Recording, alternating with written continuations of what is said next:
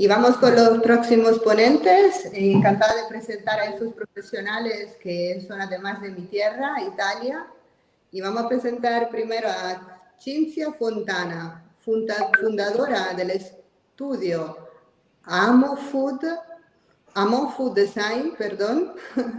Desarrolla su carrera como química y se gradúa en diseño en la ISIA de Universidad de Florencia. Linda Carobbi, fundadora del TurismiAmo. Tiene una experiencia de más de 20 años en logística internacional. Y en los últimos 10 años la encargan de crear una nueva BU en el mercado vertical de frutas y verduras frescas. Y luego tenemos a Davide Meneghello, Stefano Boaretto y Andrea Guglielmi, que son cofundadores de FRM, Free from Reach In, el vertical farming para reinventar el food, sabor y calidad como garantía. Adelante. Let's talk. We will speak in English as we said before. So, good evening, everybody. We are very proud and happy to be here. Thanks, Lara, for the introduction. Yes, we are all Italian as you are, so it's a double proud for us to be here. So, as you said, a little bit introduction regarding myself. Then I will leave the word to Cinzia and Andrea, of course, to present themselves as well. As Lara correctly said, I have a very long experience in international logistics and freight forwarding, more than 20 years, and in the last 10 years, especially with the focus on the agri-food, so fresh fruit and veggies, international shipments everywhere. This allowed me to become not only a consumer, but somehow to know what lies behind the scenes of the agri-food system. And I really find something in the sector that I really fell in love with. So I am also part of the co-founders of the Italian Women Association of Fresh Fruit and Veggies, part of the founders of Global Women Fresh as well, and founder of TurismiAmo, who is an Italian company dealing with destination management and territorial marketing together with technology, where in our business, one of the main focus is exactly the agri-food, because we feel that the reconnection between food and the territory where this food comes from is a very important issue nowadays, especially after the COVID. So it's, again, the agri-food and the food in general is something that I really feel in my blood, in my veins. I now leave the word a little bit to Cinzia and then to Andrea in order to start the chat, to have a very short presentation of each of them. And then we will start with our chat regarding a very interesting issue like the vertical farming. Cinzia, would you like to introduce yourself a little bit, please? Thank you, Linda. Yeah, I would. Thank you very much. So my name is Cinzia Fontana, and I'm based in the UK. Even if I'm Italian, from the name you can tell. And I'm a food designer, and I work, well, especially, I would say that my special interest is about sustainability and food system education, biomaterials as well, and some events, I would say, to perceive food in a different way. So I have background as a chemist before, and then I became a designer, and I became food designer as soon as possible because I love it. I think it's a great opportunity to talk about what is a really important issue in the future as well, as Linda was already saying. And yeah, that's a little bit of an introduction of myself, and I will leave the Andrea to introduce himself. Yes. Hi to everyone. My name is Andrea Guglielmi. Me, Davide, Stefano are the founders of FRM. That is a company that is specialized in design and build and deliver a vertical farming system. Our background is a little bit different. Me and Stefano have a background based on ICT. So we worked for several years in implementation of system in big companies. And after a period, we decided to change something, and we met Davide, who is a biotech, and he has an experience in creation of things and food with vegetables. So we start together to join this adventure in order to succeed to deliver something that was special and not present in the market at the moment. So we are here to speak a little bit about our experience and what we are doing on the vertical farm at the moment. Fantastic. Thank you, Cinzia, and thank you, Andrea. So let's go straight to the point and talking about the vertical farming, the innovative vertical farming that we will explain you today all together. Let me tell you why are we here together. I am here together with Cinzia and Andrea. I'm here together with Andrea, especially because during my professional career, I simply jumped into FRM, sorry. So we met together online, actually, and they explained me the technology, the natural technology that is the base of their company, and I simply fell in love with it. So, but I would like now, Andrea, that he briefly said the background of every component of FRM. So Andrea, and then Davide and Stefano, which are not here today. Now I would like to ask Andrea if you can somehow explain to the public that is currently listening to us, which are the main pillars of FRM? So which is the base of your concept, of your company, please? So the base is, so first of all, I would like to introduce a little bit why we decide to do that. Because, so the idea is that at the moment, we would like to know exactly, if it's possible, what we are eating. So the idea is that there is some food in my dish, and I would like to know if this food is good or not, if this food has a quantity of fertilizer, a quantity of pesticide big, or is something that is natural, is grown in a good way, in an ethical way, let me say. This, in theory, is close to the idea of the grower that has his own herd and start to grow something on the floor, and after there is the water, there is the sun, and sometimes after a period there is some fruit or some vegetable that is ready to eat. But the reality is a little bit different. So there are a lot of, let me say, not natural part of this process in which agriculture need for a reason related to the number of centuries for which we use the same earth to grow something. They need to put some fertilizer and use pesticide in order to succeed, to avoid that bugs or other stuff create not good vegetables or fruit. But I would like to be in the position knowing what I'm eating. Just it was the idea. We try to follow this idea based on the IT experience that we have, and so we create something that was able to give to the growers the opportunity to say, I use this fertilizer for a day and this other for another day, and so on. At the end, we see that there is not so easy to have this kind of information from the growers. So we decide to change the point of view. We decide to create a solution in which I can know exactly what kind of treatments the vegetables and the fruits have done in the past.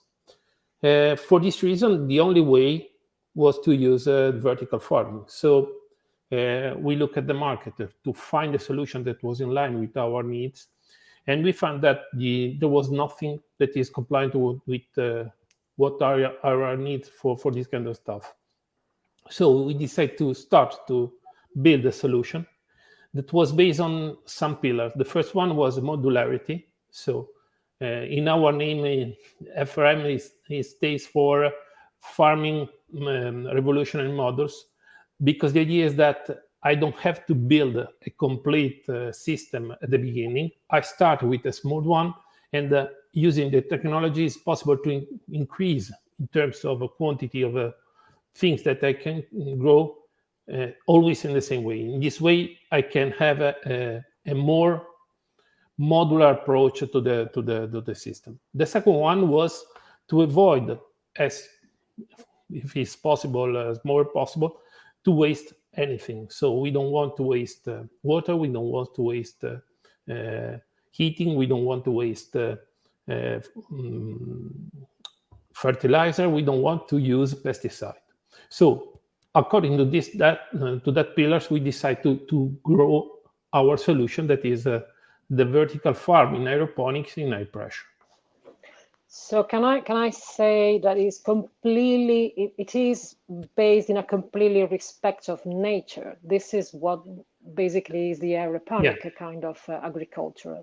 Yeah, the idea of the vertical farm, even if it's built in a building, so it's not natural a building by themselves, but the idea is that we would like to use already existing building instead of using and creating new one, in which you can grow your plants and transform your buildings in we call vegetable farms.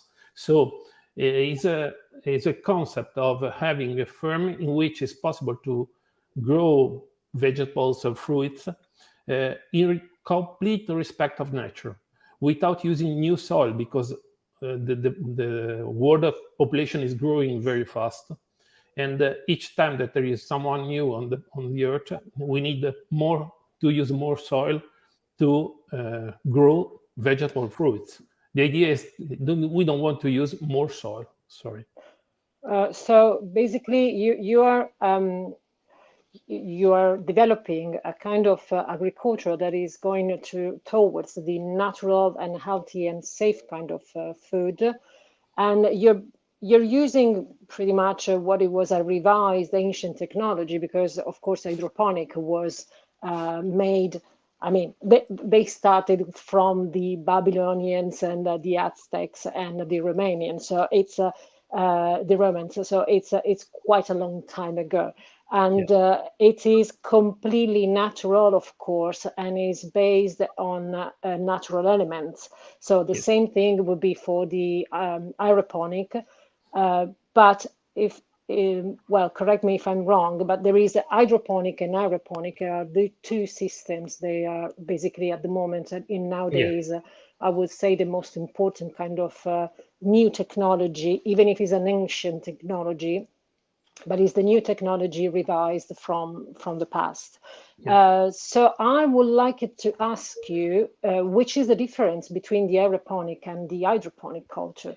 And which one you prefer, because I think that can help to understand, which process we're seeing today. So basically, hydroponic. So in the name, you already have some of the answer. Means water. Hydro is water. So the idea is to grow plants in water. So you put the plant in the water. The water has the elements to allow the plants to grow. You don't have to use soil, and in this way you started to have plants everywhere you want. So the ancient idea was this. The aeroponic is a little bit different. So the main idea was born from NASA in the 70s, when they start to think to send someone in this space, and they need vegetables and fruits.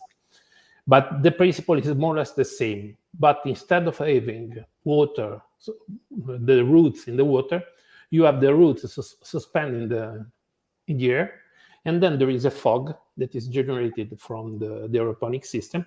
And with this fog, you give nutrients and water to the plants. The plants grow not in the water, but suspended in the air. This gives two advantages. The first one is that it's not so natural for the plants to grow in water. They are used to stay in a system in which there is some quantity of water, not a huge quantity of water. The result of this quantity of water is that you have fruits and vegetables that have few taste. So it's difficult to have a good taste from this kind of vegetables. in the aeroponic system, you have a different approach, and the tastes are really different. So you have a taste that is closer to the taste that you have in the open air, let me say, in the natural way of growing. Second one, that is not less important, is that the quantity of water that you use is completely different.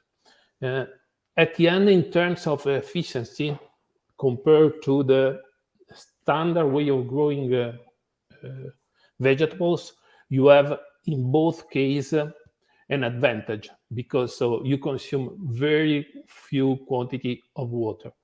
But the quantity of water that you need to store and to use for hydroponic is 2 order of degrees higher.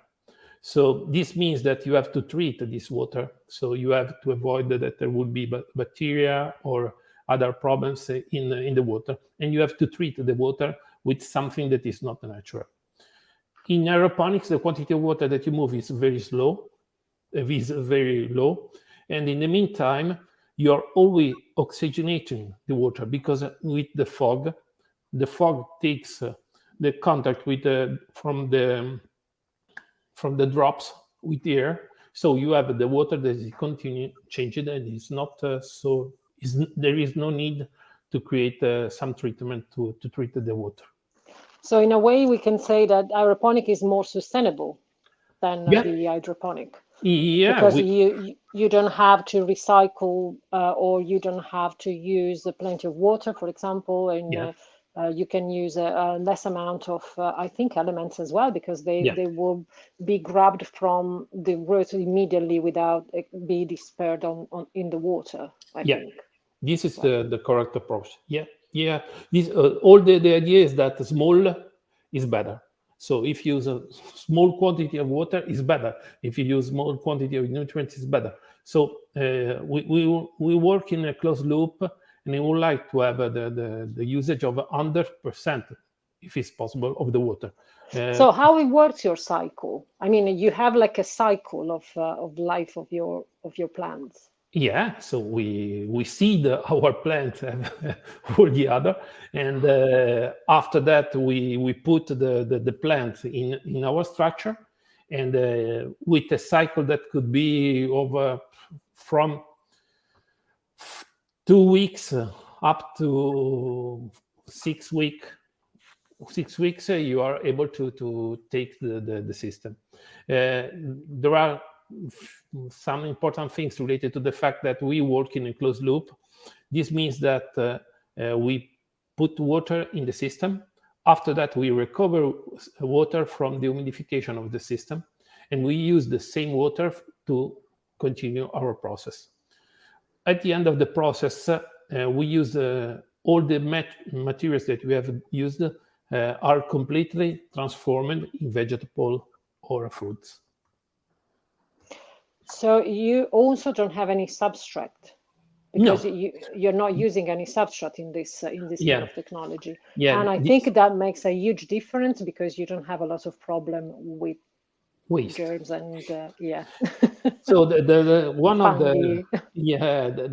of the co-products of aeroponic or vertical farms is the substrate, because even if you put a small quantity of minerals in the system, they go on the substrate, and in the moment in which you finish your cycle, you take the substrate and you have the substrate to put in the waste. So this process at the end is not so ecological, let me say. In our idea, we work in a completely soilless, but really soilless concept. The roots are in the air. There is just a small basket that is able to collect the plant, the drops. And the drops. After that, the plants grows without need of any other things. Every time I hear this story, and this is not the first time, I'm so impressed, absolutely, because again, it's something really, it's amazing. And and thinking that it is completely natural, this is really something unbelievable. Let me ask you one thing, Andrea. I have been working since many, many years in the international logistic for agri-food. And we have to say that nowadays, the consumers, we all are familiar in finding in every moment, in every place in the world, every kind of fruit and veggies. But we always forget that Mother Nature is seasonal. So, of course, the world is divided into two hemispheres. And when in one hemisphere is the summer, in the other one, there is the winter. So Mother Nature is not all year long in every place of the world. And what is the consequence of this globalization in the agri-food is that nowadays, again, since we are so familiar in finding, for example, the strawberries here in Italy in January, maybe we do not think that when we go to the supermarket to buy the strawberries in January, they are not Italian, because of course, Mother Nature cannot produce them in January. And we are somehow forced to import the strawberries, like many other fruit and veggies, from other parts of the world.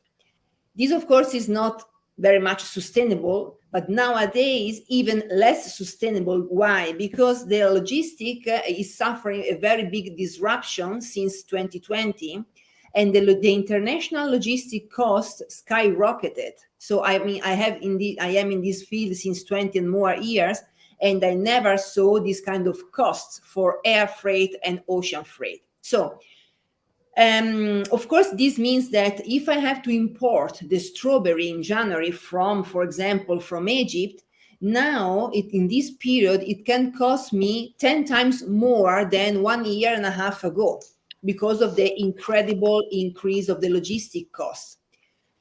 But again, Mother Nature is seasonal. So in Italy, we cannot have the strawberry in January. So can FRM somehow have an impact, a positive impact from this viewpoint, and allow me to buy Italian strawberry also in January without importing them from Egypt? Please explain us. Thanks.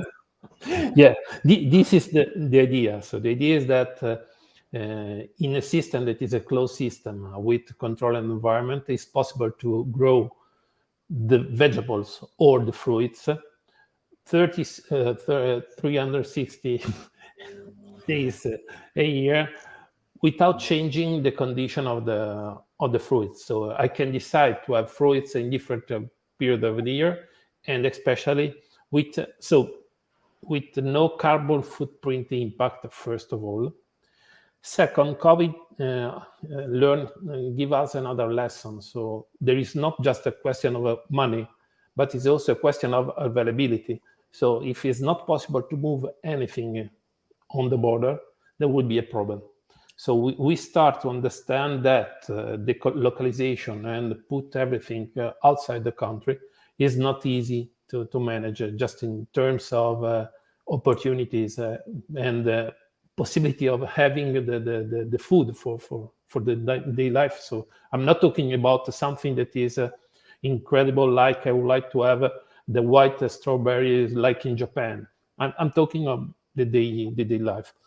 And this is one of the pillars of our solutions. Try to reduce the distance between the food and the final consumer in order to allow people to have the fresh food as close as possible to their home. This is impressive. So maybe I will stop to import the strawberries from Egypt. So no, this is fabulous.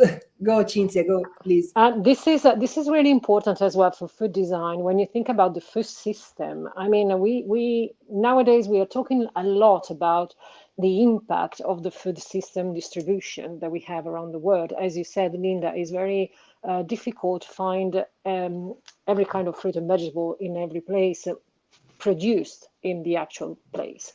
And this will make a huge difference because we have to rethink about what is the new way to redistribute and the new food system that we are going to create for this new technology as well. So this, in terms of food design, would be a huge impact, to be fair, to think about new solutions, for example, and a new way to have fruit and veg from your local area, but with great kind of taste, even if it's in January or even if it's not exactly your kind of fruit. I mean, even if we are talking about a plant that comes from Thailand, so we can have it in locally, and we don't have to buy our plant from Thailand. So it means that we are changing completely the system, and which is really, really impressive for me.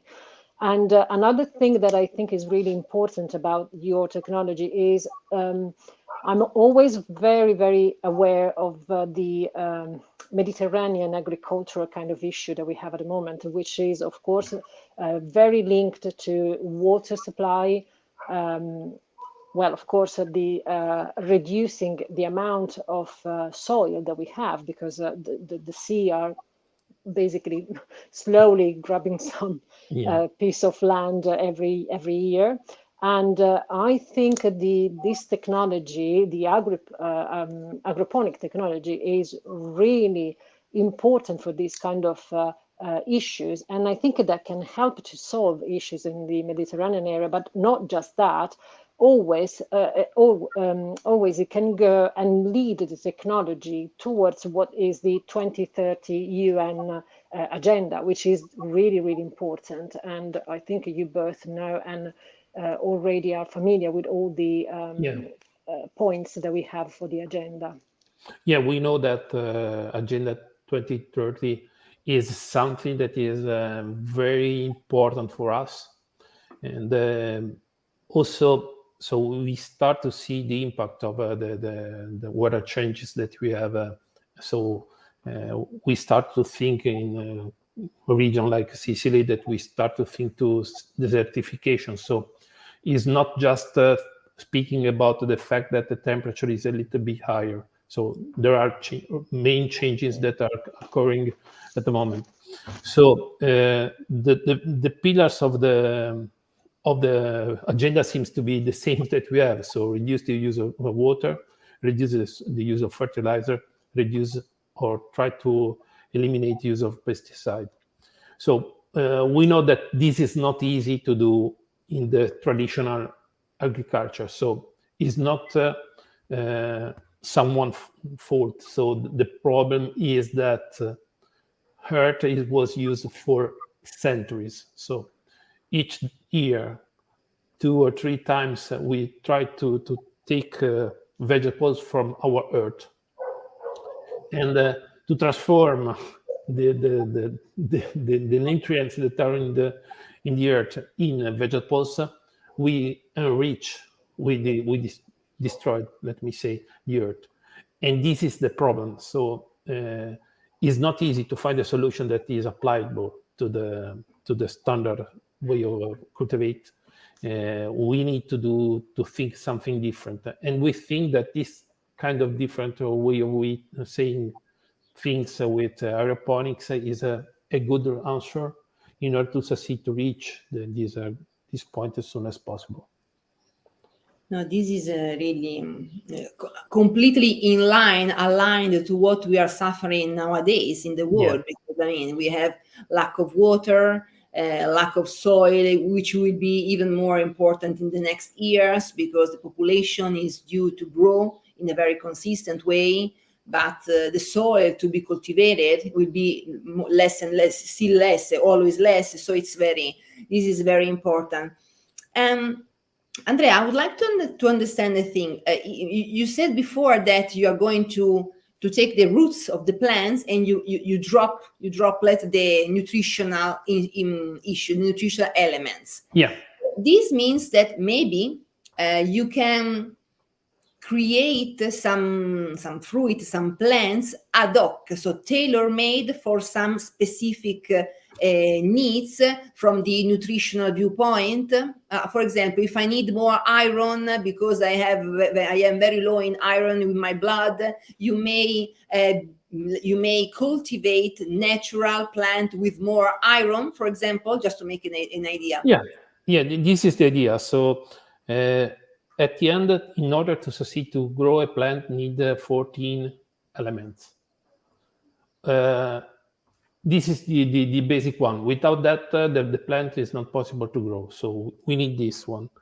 And this means that all the other elements, so we are talking about the other 70, are not present in the plants that we grow. For instance, we have vegetables that are by definition nickel-free, chrome-free. All the other elements that are dangerous for our health are not present in this kind of plants. But on the other way, I can decide to add something, so enrich the plant of something that is useful for my health. We can arrive to the point in which, according to your personal need, not a generic one, but based on the fact that a nutrition say to you that you need something specific for doing things, for stay better, we can create a plant that have more iodium, more selenium, more zinc, more iron, just to allow you to take your advantage instead of having pills eating in the day by day. These things is very important also for old people because they have these kind of problems, so they need to have some addictive, and they are used to take a lot of pills or other stuff in order to compensate the need of magnesium or other part of their diet. And we can give that in a natural way, because it's just to have it's like to stay in a place in which there is more concentration of iron, for instance, in the earth. So there is a soil in which there is more iron. It's not something that is strange. So, but in the meantime, I don't have other elements that are dangerous for my life. Yeah. Free from rich. Very. Yeah. Rich in iron, for example. Yeah, for example. Sorry, Cinzia, I interrupt you. Oh no, I'm sorry. It's just that this is another amazing kind of aspect about this technology and the link with food design. I mean, the sky is the limit. I'm sorry to say it, but it's true. I mean, you can solve so many problems, so many issues. One is the healthy problem for people that maybe need a specific kind of dietary, as you said. The other one is about the environmental as well. Not just because it's sustainable, but also because it goes on the direction of everything we are working on for the agenda, as we were saying. But also you have, I think, the chance to work on the CO2 kind of reduction, which is another huge point in terms of what we can do with this technology and with the new kind of mentality for the environment to try to use everything we can and regenerate something that is not good with something that is really, really amazing, like making some plants. Yeah. So the funny thing is that the vegetables are the answer to our CO2 problems. But so we are continuing to cut it to produce food and stuff like that. In growing in a closed environment, as the vertical farm is possible to give a higher quantity of CO2. So there are quantity of CO2 that start to be a little bit dangerous for people, but are perfect for plants. So plants are very happy when they have a lot of CO2 that they can transform in O2, in oxygen, and via the chlorophyll photosynthesis. This is the main idea. We tried to I don't know if I already tell you that we started to make a project with a museum in Trentino in order to have from them the extra CO2. So they have a lot of visitors. We are trying to collect all the CO2 of the visitor, because the CO2 is produced by ourselves. So in the moment in which we live, from our breath, there is we consume O2 and we produce a CO2. The plants are exactly the opposite. So they take CO2 and produce O2. So for us, it's perfect. So we propose this solution. We create a small greenhouse in which it's possible to collect all the CO2 coming from the visitors of the museum and transform this in strawberries. So the strawberry produce Amazing. Yeah. Fantastic. Can you imagine, Linda, go to this museum and enjoy strawberry at the end of your journey? Fantastic. Yeah, this is the idea. The idea is that at the end, so it's natural. It's the way in which nature grow everything. So why don't use it? So we are not using strange things to create carbon or stuff like that. Just use plants is the answer. I hope that this museum in Trentino accepted the proposal, because they will be a sort of pioneer in the world, I would say. So they have a sort of a wow effect in the rest of the world, actually. So everybody in Trentino to visit this museum. We hope. So we have more CO2, so we can grow more strawberries if there is more visitors. Exactly. Well, the concept to... Oh, I'm sorry, Linda. No, sorry. So I'm thinking about a museum, and I'm thinking about the strawberries just outside the museum. But how will you bring the CO2 that all the visitors in the museum naturally produce? How will you bring this outside and transform it naturally in strawberries? How will you drive it? Oh, there will be a system to collect from the ventilation system that is available in the museum, and we collect all the air and we put the air in the greenhouse. This will increase the quantity of CO2 present, and this will allow the plants to grow faster. So, but they grow really, really faster. So they are great eater of the CO2. So more CO2 you give them, faster they grow. So it's unbelievable. And what about the taste, Andrea? Exactly. Will they be good? Yeah. So this is the most incredible thing. So creating the condition in order to succeed to the plants to give their best. We have fruits with taste and flavor that was incredible. So it's something that if someone of us have the fortune of having the own grown system in the house, so the small orto we call in Italian, you can taste again strawberry as was 20, 30 years ago. So the taste is really close to the natural one. We are starting a project to grow also wild strawberries that is very difficult to grow. But the idea is to have the same experience that you have in a wild forest when you take the strawberry from the plant. But the white strawberries, are they one typical from Japan? No, the wild strawberries are typical from Trentino. If you go in from Trentino, sorry. Okay. Yeah. Sorry, so we have yeah, exactly. And this is again another amazing concept about food design, because this is a huge concept in terms of your waste. It becomes something that you can eat.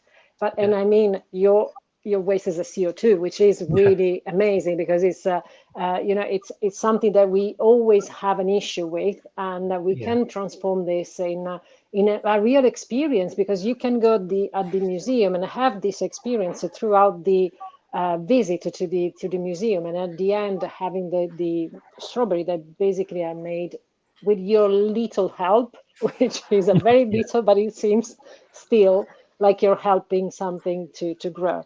And well, just the concept is incredible for me. No, it's unbelievable. And in terms of sustainability and food waste, I mean, I'm shocked, because of course this kind of technology is completely aligned with these two pillars, which everybody nowadays is speaking of, but actually they really are one of the 17 SDG of the 2030 agenda that Cinzia and Andrea mentioned before. So really there is the need to find a way to have a less strong and negative impact in the world and in the entire food system.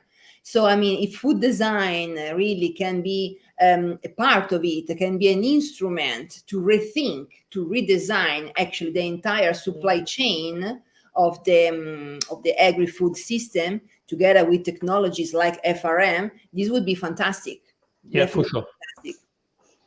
And also, I can tell you that, well, we're talking about strawberry and the museum, but of course, we're talking about taste and something that you really can enjoy, I think, more than have something imported from a very long distance and without the proper taste from the fruit or the veggie. So I think I can see the connection here between the hospitality kind of word and your technology. So I think chefs and restaurant and any kind of hospitality kind of entertainment, I would say they would be really, I mean, interested in doing something that help them to create a different kind of recipes, for example, or I have different kind of plants in their pocket, because at the end it seems like they have in their pocket because they grow locally, so it's easy to find them and easy to reach them. So there are two concepts that are behind this idea. The first one is that speaking with people that is growing agriculture stuff and stuff, they spoke about shelf life. So the number of days in which it's possible to stay on a shelf before a consumer take the food, and after that the food have to be put in the waste. So we would like to avoid this concept and go back to a concept of taking, as in the past, the fruits from the plant. So still live, so in the best position, not cutted, not in other condition, but in the best moment of this life. And to do that, we create a solution that we call Professional, that is a small one, a very small version of our system, in which it's possible to maintain the food. So you have your plant, we grow the plant for you, and then we take the plant to your restaurant or your place, and you take the system, the plant there. At the moment in which you need to use it, you just take it and go. This idea is very important because it allows the chef to create a new solution that is not just a question of colors and taste, but is also a question of healthy, because the plant, in the moment in which it's cut, leave a lot of nutrients and a lot of protein. In the moment in which you eat directly from the plant, so you have a lot of advantage based on that. So the experience of saying, this is your plate of spaghetti, and they take the leaf of basilico and they put on the table, is something that at the moment is possible to do just with a small plant that is bought at the supermarket. And now we create a new experience. You have the real basil from the plant directly in the moment in which you eat something. Which is, it's incredible for many reasons. One is because your technology is very clean, and I mean, it doesn't have any soil in it. So basically, you can have them in a restaurant, which is easy to manage when you think about, healthy and safety, because of course in a restaurant you have to think about all of these things as well. But another one is the modularity that you were talking about at the beginning. So the modularity of your system allows you to have a small pot, I think, that you can create. And probably in terms of food design, again, I think this kind of modularity will allow you to prepare different kind of modules all the time. So you have the chance to create different kind of gardens, basically, and have pretty much trying to recreate what is the terroir that we have usually around the world. And by terroir, we mean, of course, the microclimate and the mineral characteristics that will define what would be the food at the end, or even the wine or whatever we are going to grow with the terroir. And this is again, an amazing opportunity to have different kind of modules where you can grow plants maybe from every kind of part of the world. Yeah, this is the idea. The idea is that if there is a place in which there are characteristics that allow the plant to produce a specific taste, a specific flavor, we can create the same situation in other part of the world.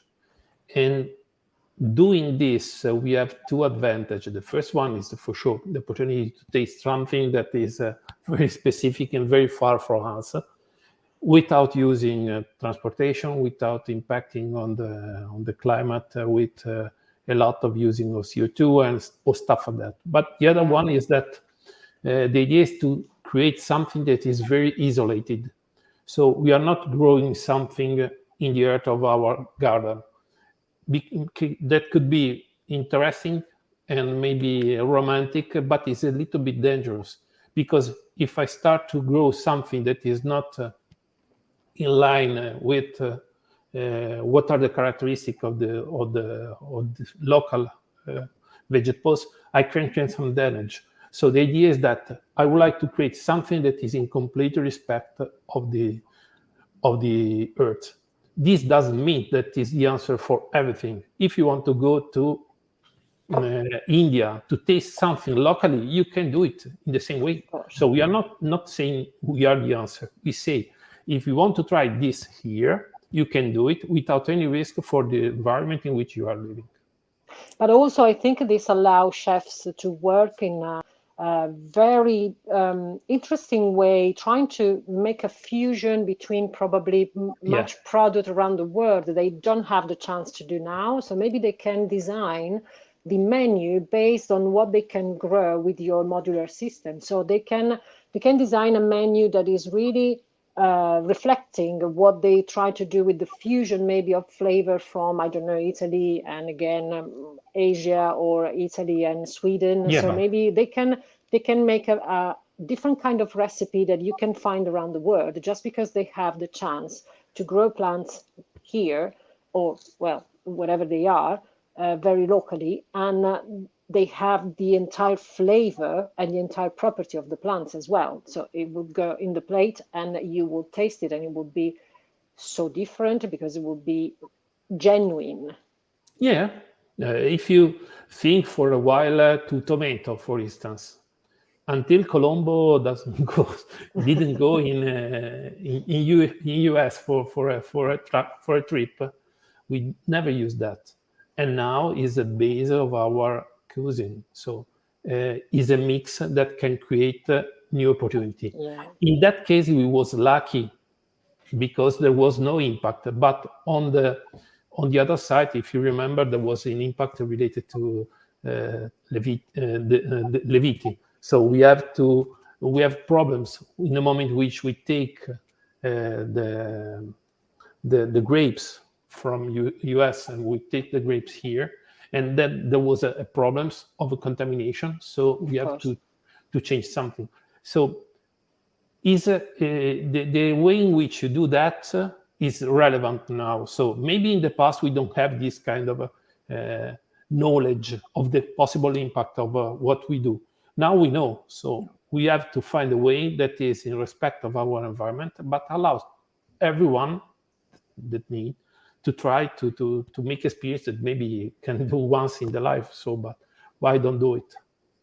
But also, I think we can make it romantic as well, because if you have, I know the idea of having your, veggie garden in your backyard. Basically, It's really lovely, and I personally like it so much. But I realize every day, because I live in UK, that you cannot grow plenty of things here. For example, not even tomato. So it's quite difficult. And of course, this would be for me a huge solution. For example, to have a proper tomato that will grow in my house rather than outside.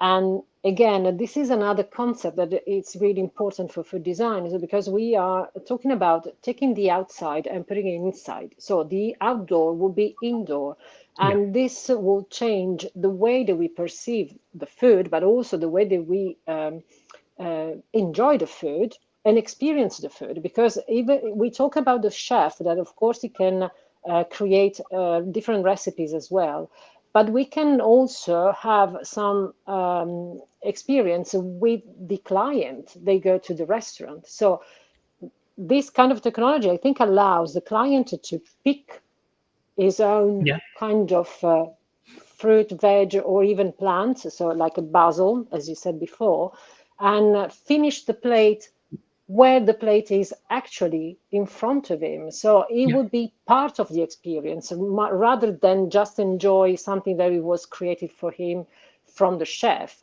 It would be involved completely in the experience, because he will finish the dish with a touch that he will add to the dish, of course, and maybe can choose which plant he would like to try on top of that dish. So again, is a changing of experience again in a way that you will enjoy your food in a different way that you never tried before, because we never had the chance to have a real plant in the actual restaurant.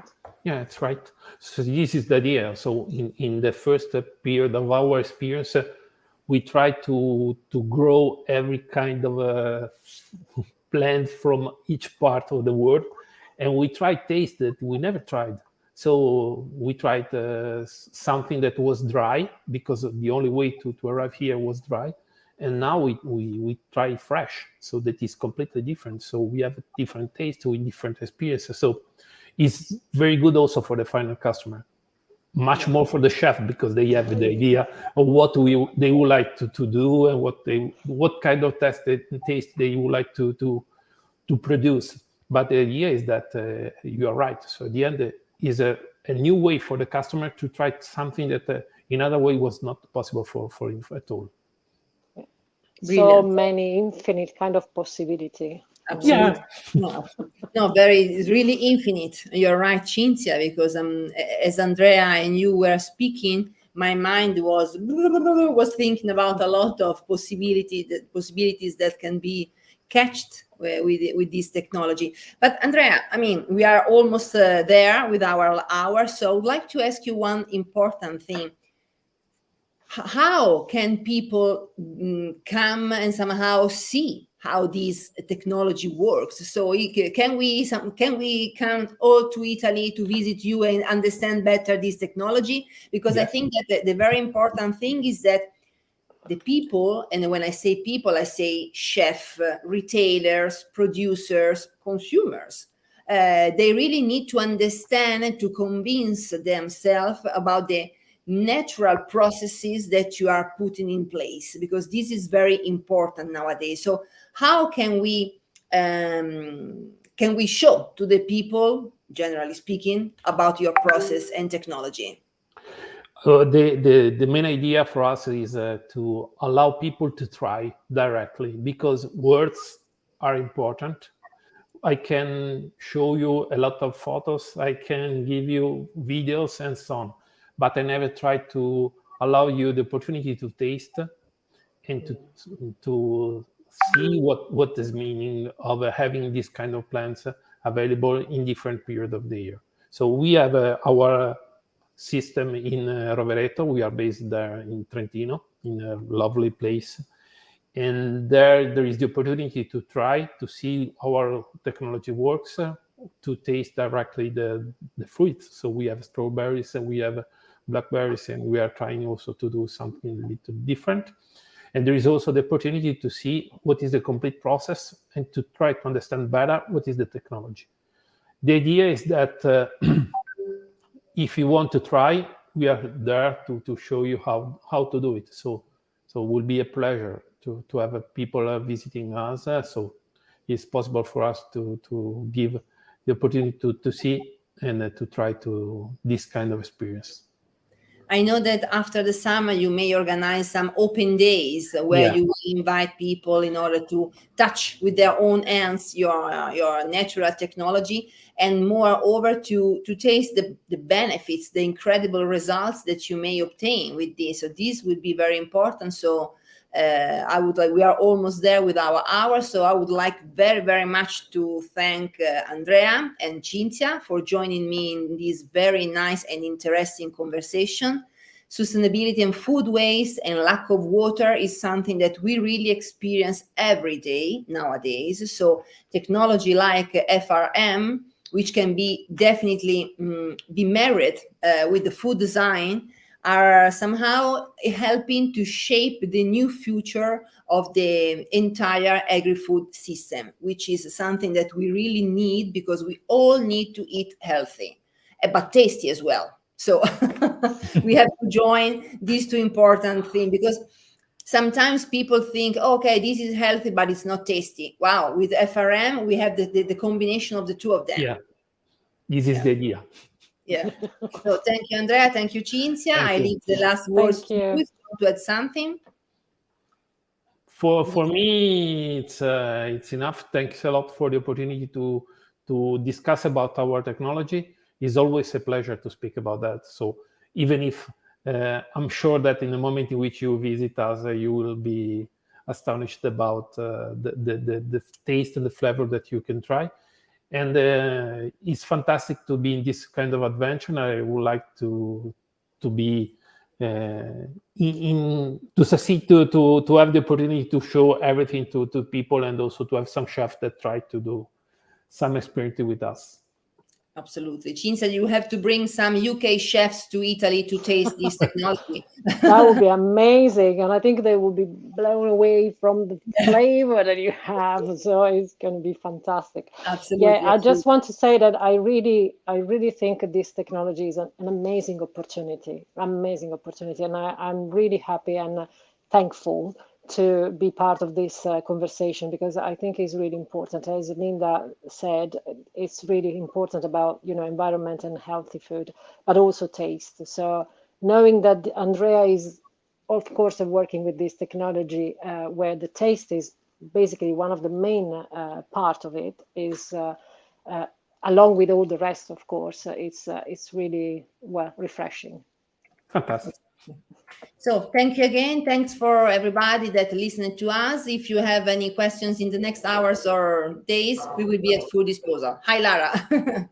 Very interesting. Thank you very much to all. And well, I hope we could be able in the future to reduce the impact with your research and your technology.